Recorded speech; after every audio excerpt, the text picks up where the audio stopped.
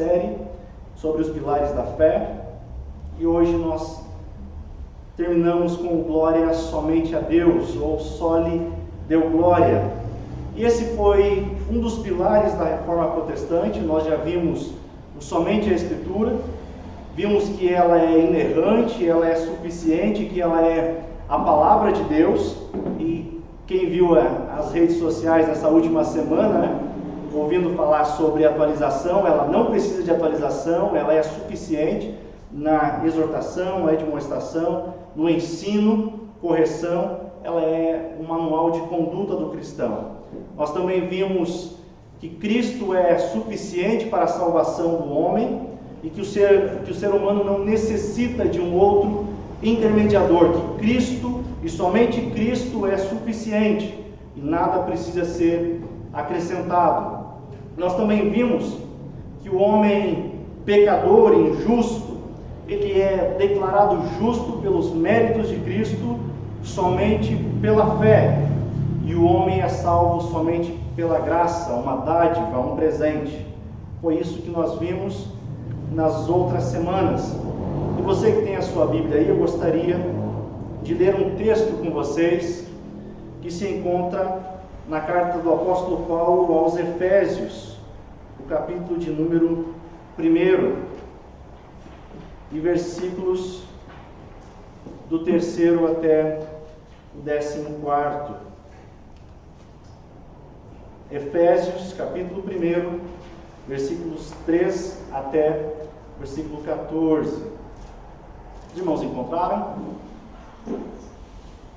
Passamos a leitura.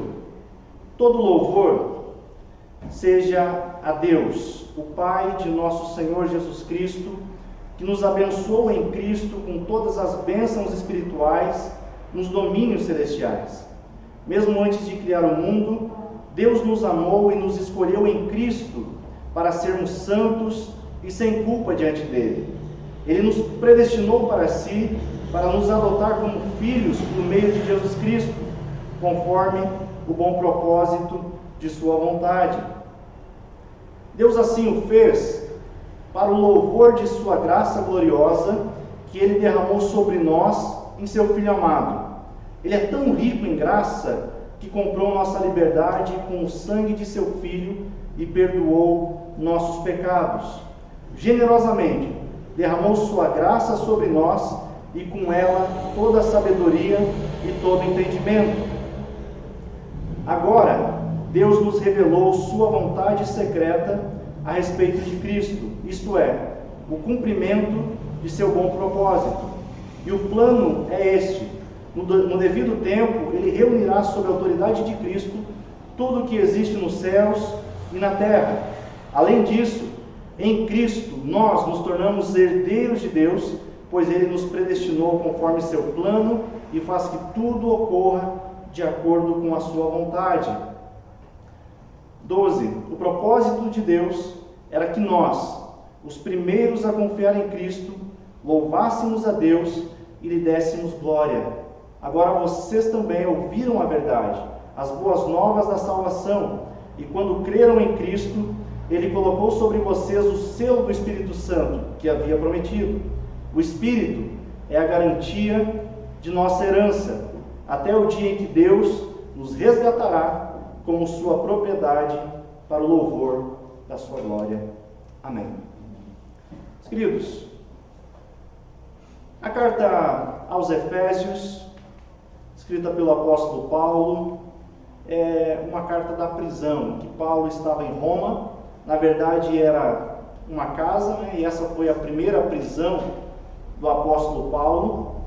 E nos primeiros 2 versículos nós vemos ele fazendo uma saudação aos irmãos que vivem em Éfeso, mas a partir do versículo 3 até o versículo 14, nós vemos Paulo escrevendo um louvor.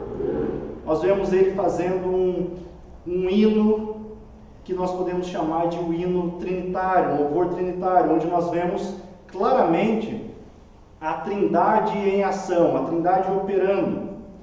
Esse louvor que Paulo escreve, a gente poderia dividir ele em 3 seções. Primeiro, é um louvor ao Pai que nos elege. A gente vê isso do 3 até a parte A do versículo 6. Depois nós vemos o louvor ao Filho que nos redime, que vai do 6 até o 13, a parte do 13. E por último nós vemos louvor a Deus, ao Espírito Santo ao qual nós somos selados, versículos 13 e 14. E eu gostaria que você permanecesse com a sua Bíblia aberta, para juntos nós olharmos alguns pontos e falarmos somente a Deus glória. Eu gostaria que você observasse o versículo 3 comigo, que diz o seguinte: todo o louvor seja a Deus, o Pai de nosso Senhor Jesus Cristo, que nos abençoou em Cristo, com todas as bênçãos espirituais nos domínios celestiais. Ou seja, todo o louvor seja dado a Deus somente. Ontem, dia 31 de outubro, como vocês sabem, nós comemoramos os 503 anos da Reforma Protestante. E esse pilar de somente a Deus glória era uma das principais afirmativas do pensamento da Reforma. Porque no período da Idade Média apenas existia a Igreja Católica e ela havia desenvolvido para si uma teologia, e mais especificamente na área soteriológica, que diz respeito à doutrina da salvação. Ela levantou alguns ensinos em que o homem ele tinha a possibilidade de alcançar essa salvação por meio de obras, por meio de indulgências, por meio da participação nos sacramentos, das penitências. Então, aquele contexto do século XVI se tornou um comércio de salvação. E Lutero, totalmente indignado com essas vendas de indulgências, de Johann Tetzel, e ele vê isso e então publica as suas 95 teses na porta do castelo de Wittenberg. E a Reforma vai formular o somente a Deus glória. Porque até então o homem achava que era colaborador com a sua salvação, ele tinha parte na sua salvação, ele comprava a sua salvação. Então a Reforma, Lutero, os reformadores, Deus os levanta para mostrar que a salvação ela não depende do homem, mas depende exclusivamente do Deus Trino. É o Deus Trino quem estabelece a salvação. Nós vemos isso no texto que a gente leu. Ele designou desde antes da fundação do mundo. Ele a planeja, ele é quem executa, é ele quem aplica a obra redentora no coração do homem. É ele que faz isso. Eu cito John Piper, que ele diz, eu gostaria de fazer bastante citações dele essa noite, um pastor batista. Ele escreve em seu livro Em Busca de Deus, dizendo o seguinte: o objetivo principal de Deus é preservar e manifestar a sua grandeza e valores infinitos, ou seja, a sua glória.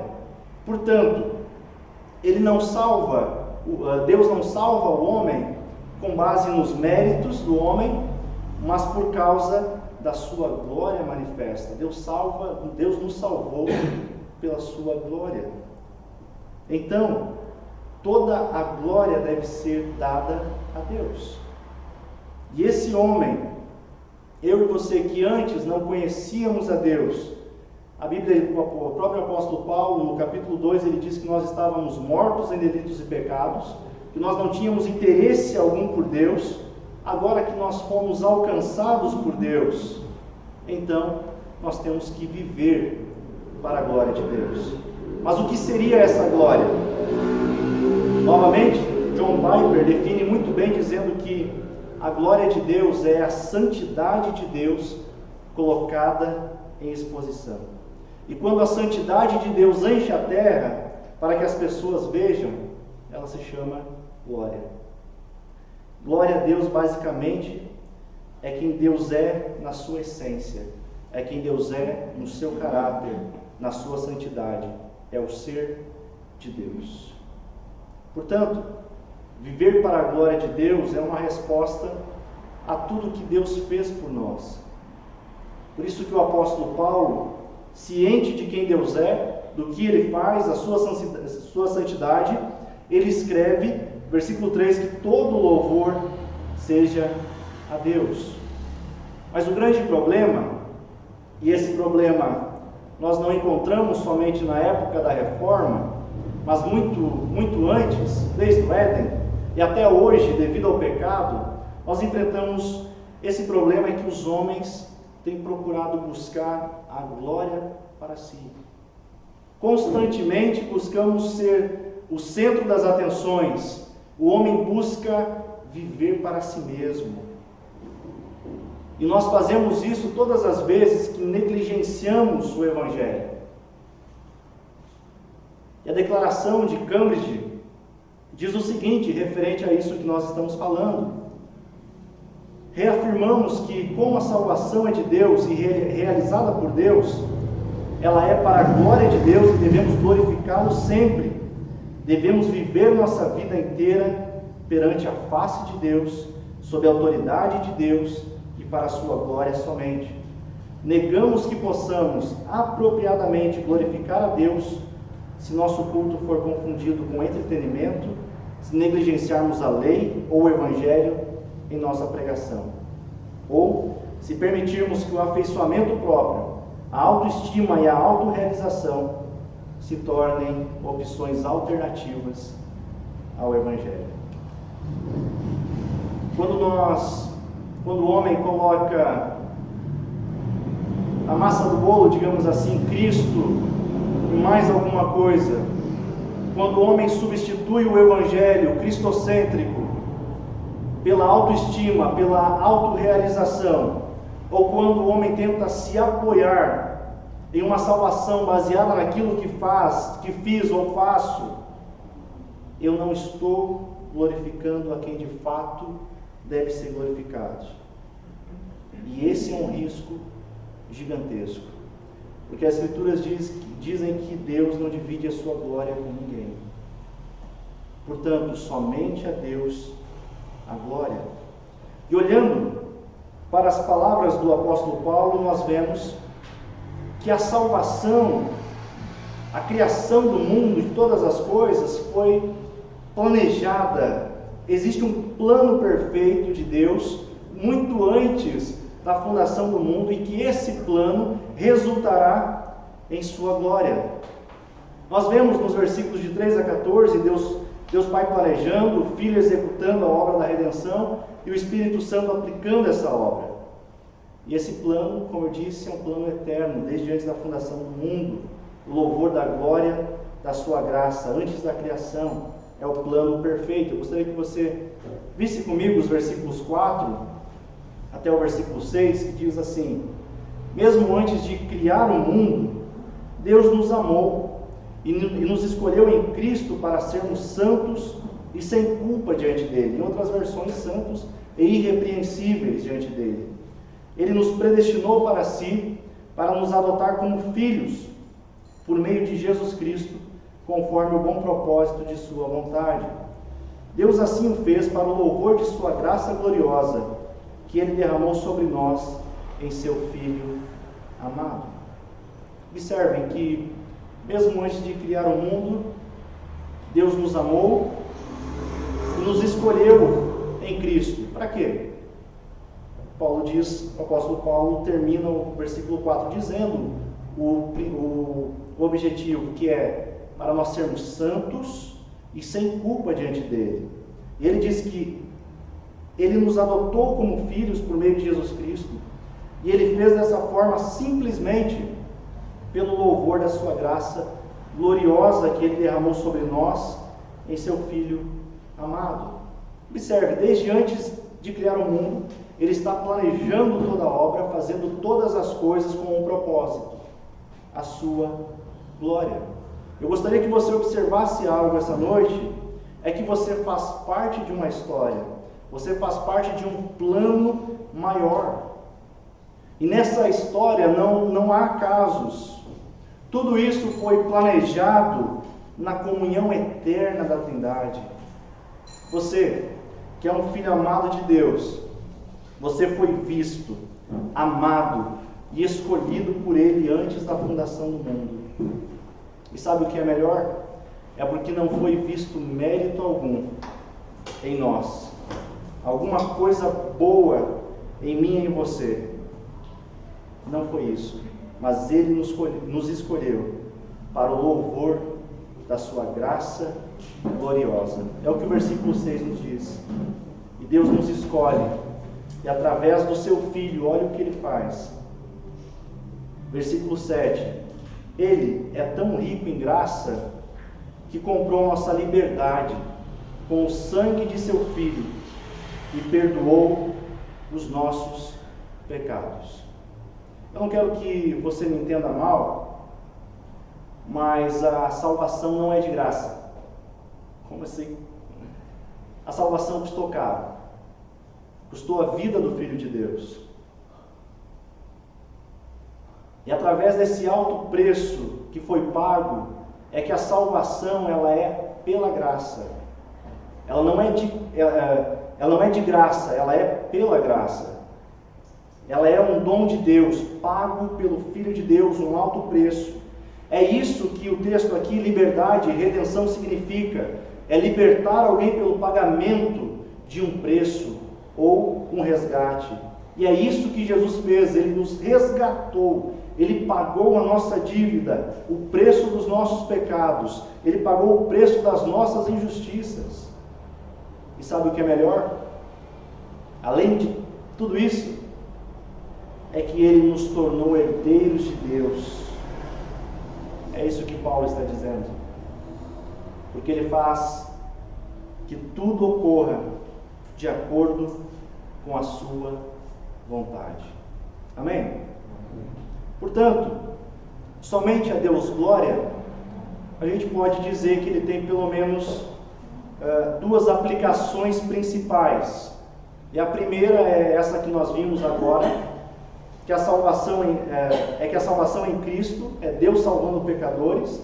Não é por caridade de Deus, não é porque Deus ficou com dó de mim e de você, não é isso, mas Deus nos salvou para manifestar a sua glória, por amor do seu nome. E Ele salva justamente para a sua glória e pela graça. Ou seja, não cooperamos em nada na salvação. Toda a glória tem que ser dada a Deus. A segunda aplicação que nós aprendemos, iremos ver agora, é que sendo alvos, eu e você sendo alvos dessa graça, nós devemos então viver para a glória de Deus.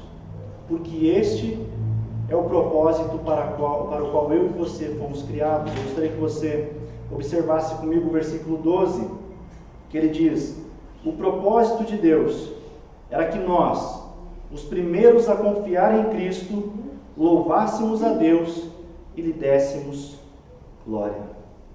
O Catecismo de Pierre Viret, também um reformador, esse um pouco não tanto conhecido, ele diz que o propósito da criação do homem é para que Deus seja adorado e honrado. Já o Catecismo Maior de Westminster, e esse mais conhecido, ele diz que o fim supremo e principal do homem é glorificar a Deus e se alegrar nele para sempre. Ou seja, isso é uma resposta de gratidão, tendo em vista quem Ele é, o que Deus fez por mim. Só posso então querer viver para a glória de Deus, me alegrando nele, no Senhor, para sempre. E quando nós vemos o relato da criação, no primeiro capítulo da Bíblia, nós vemos Deus criando todas as coisas, e nós vemos Deus criando o primeiro homem. E sabe como que Deus criou? As Escrituras dizem que foi a imagem e semelhança de Deus, não é? O homem foi criado à imagem e semelhança do Deus Todo-Poderoso. E uma imagem, como é uma imagem? É como um espelho. Serve para quê? Serve para refletir algo. E esse é o propósito de Deus. Nós fomos criados para refletir a glória dele. A minha e a sua vida deve refletir a glória de Deus. Amém? John Piper, novamente, diz que nós fomos criados para ver a sua glória, sermos maravilhados com a sua glória e viver de modo a ajudar os outros a vê-lo e amá-lo pelo que ele realmente é. Amém? Se hoje nós podemos fazer algo, se as nossas atitudes, obras podem serem feitas para o louvor, para a glória de Deus, é porque primeiramente eu e você fomos feitos louvor da glória dele. É por isso que glória somente a Deus é uma maneira de viver, é a vida cotidiana no contexto no qual eu e você devemos glorificar a Deus. Viver uma vida que glorifica a Deus é aquilo que os reformadores entenderam muito bem, é o corandeu, é vivendo diante da face de Deus. Você já ouviu falar sobre isso? Corandeu? O que é isso? Segundo as definições reformadores, eles entendem que o corandeu é viver a vida inteira na presença de Deus e entender que absolutamente tudo o que estamos fazendo, onde quer que estejamos fazendo isto, nós estamos agindo perante o Senhor. Nós estamos diante de Deus, quer seja aos domingos reunidos no culto, mas também no lar, no trabalho, nos relacionamentos, tudo o que nós fazemos, nós estamos perante ao Senhor. E o corandeu é entender o que o apóstolo Paulo fala aos Coríntios, capítulo 10, 1 Coríntios 10, 31, que ele diz algo fantástico. Portanto, quer comais, quer bebais ou façais qualquer outra coisa, fazei tudo para a glória de Deus. E isso os reformadores entenderam muito bem, pois a teologia da época, a teologia medieval, a igreja da época dizia que fazer algo para Deus era somente algo que envolvesse a igreja, que fosse algo eclesiástico. Tim Chester e Michael Reeves, escrevendo Por que a Reforma ainda é importante, ele diz que no catolicismo medieval, Deus estava no monastério, mas não no mercado. Deus estava na missa, mas não estava no lar. Quanto mais se enfatiza o sagrado dos lugares sagrados, menos Deus é fator de vida no cotidiano. A igreja romana da época vivia uma dicotomia, e essa dicotomia constantemente nós vemos ainda hoje. O pastor Marcelo esses dias falou a respeito do andar de cima e do andar de baixo. As coisas de cima são as coisas que fazemos para Deus, que pensamos que glorificam mais a Deus, né? E as de baixo são as coisas comuns, as coisas ordinárias da vida. E essa separação, essa dicotomia existe até hoje, entre secular e sagrado, entre santo e profano. E nós vemos isso até em igrejas evangélicas, fazendo essa separação, de que eu só estou fazendo algo para a glória de Deus se for pregar, cantar, participar de um ministério, servir uma igreja. São coisas boas, mas não é só isso que deve glorificar a Deus. É tudo o que eu faço deve ser para a glória de Deus. É o que o apóstolo Paulo está falando. E os reformadores entenderam isso. Entenderam que a vida é um culto perante o Senhor. Certa vez um sapateiro perguntou a Lutero: o que eu poderia fazer para servir melhor a Deus e ser um cristão melhor? Sabe o que Lutero respondeu? Vai para o monastério. Não. Sabe o que ele disse? Faça um bom sapato e venda por um preço justo, e você estará glorificando a Deus com isso. Lutero dizia que o cristão, ele deve ser uma doxologia viva. O que é isso? O cristão deve ser um louvor a Deus, a sua vida deve ser um louvor ao Senhor. Outro grupo, depois da reforma, os puritanos entendiam que toda a vida é de Deus. Eles afirmavam que a totalidade da vida era sagrada Para vocês terem uma ideia, eles diziam que até a louça da casa deles era sagrada, por isso o lavar de louça deveria ser e era para a glória de Deus. Tudo que eles faziam era para a glória de Deus. Abraham Kuyper foi um primeiro-ministro holandês. Ele diz, e também foi um cristão muito piedoso, ele diz algo fantástico, algo extremamente profundo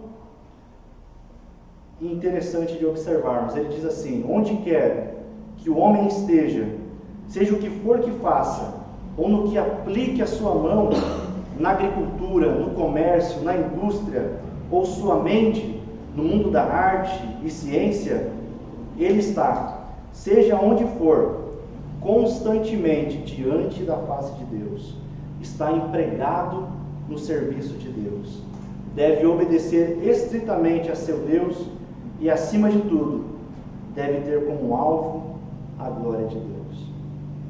Sabe o que a gente aprende com isso? É que a vida para a glória de Deus é integral, não é separada em partes. Nós não vivemos uma vida fragmentada. Eu lembro de um professor que ele sempre dizia o seguinte: as pessoas iam até ele e perguntavam: olha, fazer tal coisa é pecado? E ele dizia o seguinte: olha, por que você não reformula essa pergunta da seguinte maneira: fazer tal coisa vai glorificar a Deus? Entendendo esse prisma, entendendo que tudo que nós façamos deve-se ter o objetivo de glorificar a Deus, nós vamos entender um pouco mais dessa glória e, conforme diz John Piper, nós iremos nos alegrar nele. Quanto mais estamos satisfeitos em Deus, mais nos alegramos nele. Amém? Ou seja, essa vida para a glória de Deus, ela tem um padrão. Nós cristãos temos um padrão.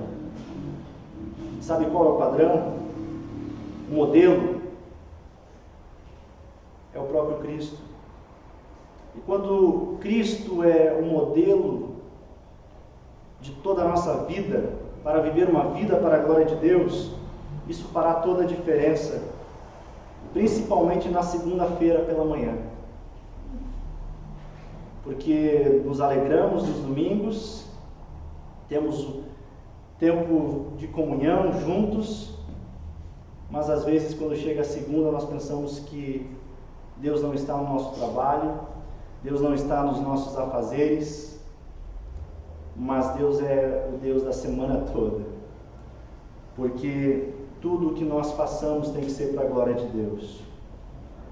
Deus é o Deus de toda a criação, o Deus das segundas e também dos domingos. E a humanidade foi criada justamente para isso, para refletir a sua glória no mundo. O seu trabalho é para a glória de Deus. O seu casamento é para a glória de Deus. Os seus filhos são para a glória de Deus. A música que você ouve é para a glória de Deus. As atividades físicas que pratica, os relacionamentos que você tem, que você desenvolve, agora tudo isso ganhou uma nova realidade em Cristo. Então, na medida que vivemos, o que fazemos deve ser para a glória de Deus. Porque agora nós somos nova criatura.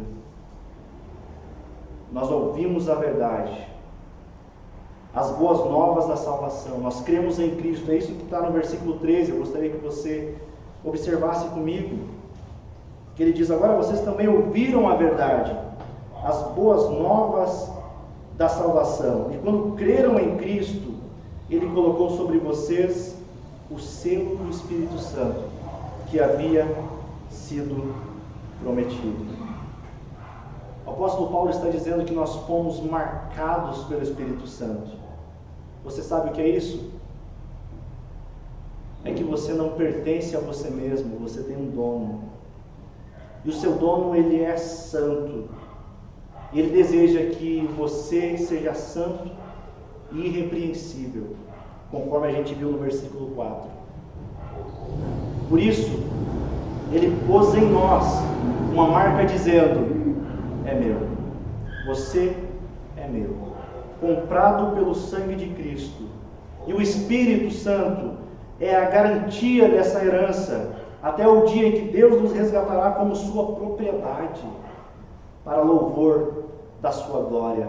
Observem o plano perfeito de Deus. Desde antes da fundação do mundo, Ele planeja salvar, Ele escolhe, Ele elege, Ele predestina, e então o seu Filho executa a obra redentora, e agora vem o Espírito Santo e sela e aplica no coração do homem essa obra redentora.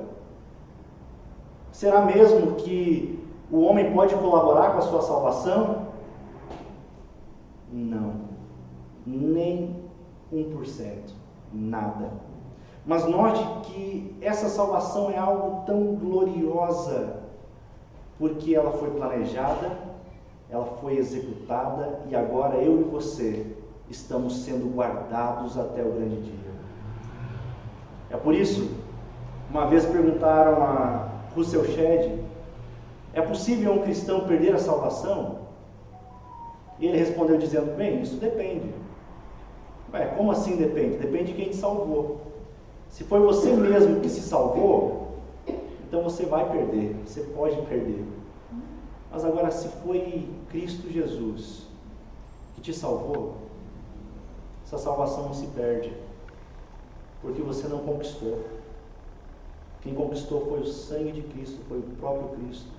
Portanto, João, escrevendo, diz que nenhuma das suas ovelhas, as quais ele comprou, se perderá. Nenhuma ovelha comprada pelo sangue de Cristo poderá ser arrebatada na mão do Criador. Amém? E é nisso que nós nos alegramos, porque agora nós somos propriedade de Deus, povo exclusivo, adquirido, a fim de anunciar as boas novas. Por quê? Tudo isso é pelo louvor da glória de Deus. Vivemos para a glória de Deus, quando aquilo que nós somos, temos e fazemos refletem o caráter de Deus. Vivemos para a glória de Deus na maneira como nós demonstramos em nossas ações o senhorio de Cristo sobre as nossas vidas e a autoridade que Ele tem sobre nós. E eu pergunto a você: quão central é a glória de Deus na sua vida? Você tem vivido para a glória de Deus?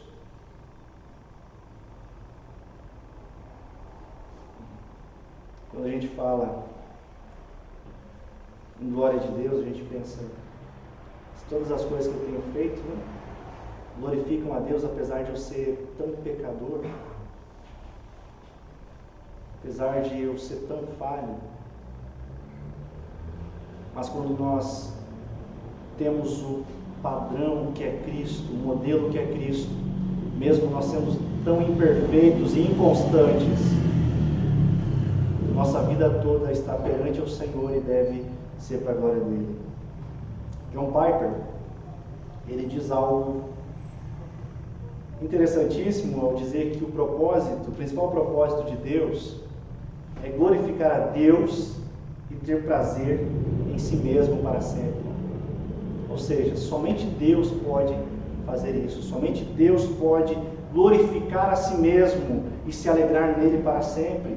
E talvez essa frase soe um pouco estranha, mas Piper explicando, ele diz: a razão disso soar estranho para nós é que estamos mais acostumados a pensar em nossas obrigações do que nas intenções de Deus.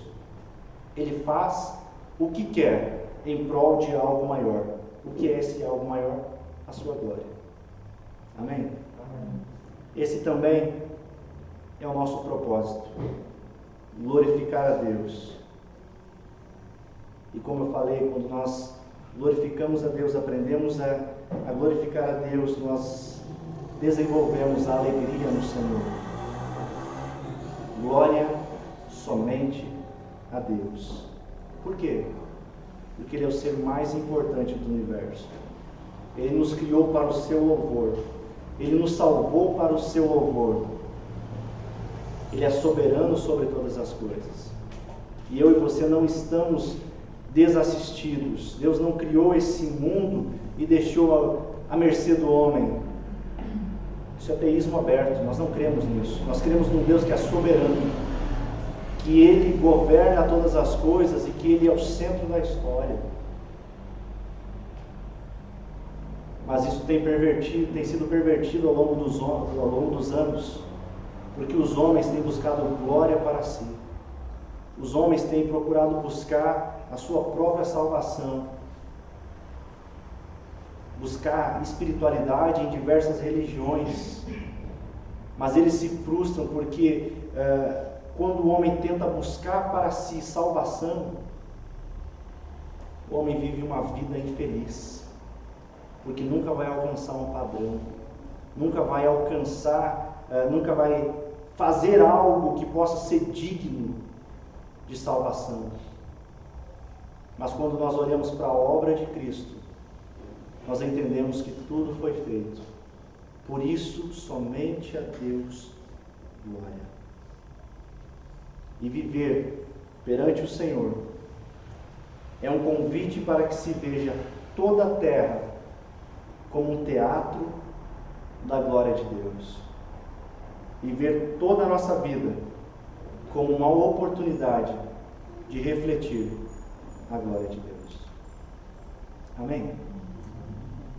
Que nós possamos desenvolver todas as nossas atividades e a nossa vida perante ao Senhor para a glória dele. Não existe coisa mais importante do que a glória dele. Amém? Gostaria de convidar você para nós orarmos e entendermos, pedirmos a Deus que não deixe que nosso coração venha a buscar glória para si, mas que toda a glória seja dada a Deus e a Deus somente. Amém? Obrigado, Senhor, pela Tua palavra.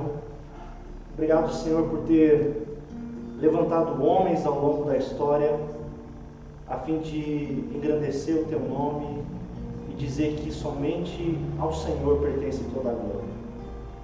Nós queremos também sermos usados por Ti e render toda a nossa vida como um louvor ao Senhor.